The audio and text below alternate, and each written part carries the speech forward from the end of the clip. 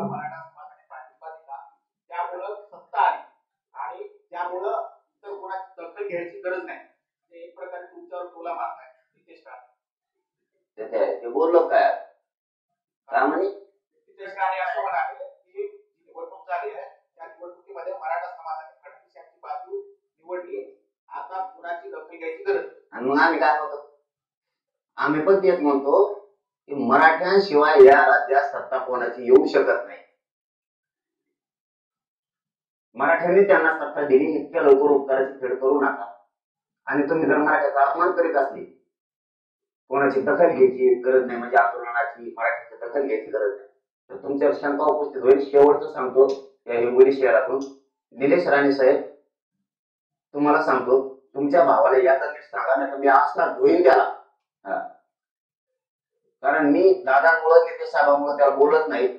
त्याला आता शेवटचं सांगतो, तेव्हा जरा मराठ्याचा अपमान करायला लागला ना, मराठ्याच्या आंदोलनाची दखल घेत नाही.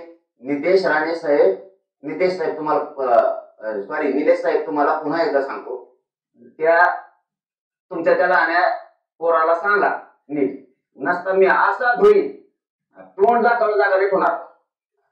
म्हणून निलेश साहेबाला पुन्हा सांगतो, त्याला दापा. मी गप कशामुळे, मी दादांना त्यांना मानतो म्हणून याला इतकं धुईन ना, मग याला तोंड बाहेर काढायची पंचायत लास्ट चान्स हा. आणि बोल म्हणा खाली इथून पुढे. मला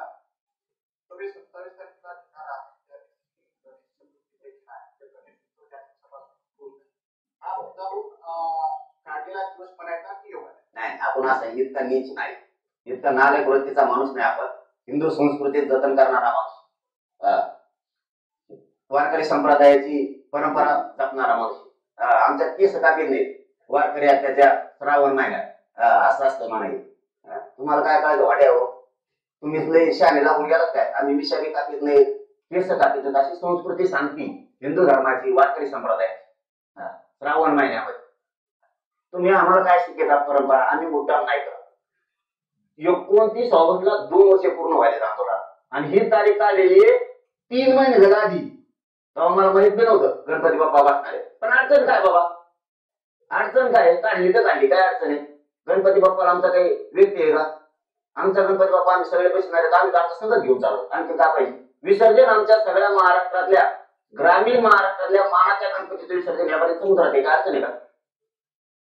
काय अडचण आहे कोणाला? आणि जाऊ नये का विसर्जनाला मुंबईला? पण आमच्या बाप्पाला याला समुद्र बघून द्या. तुमचाच आम्ही सगळं 1.5 दिवसाचा, आमचा 11 दिवसाचा असतो, 10 दिवसाचा आहे, 12 दिवसाचा आहे, तुमचा 1.5 दिवसाचाच असतो.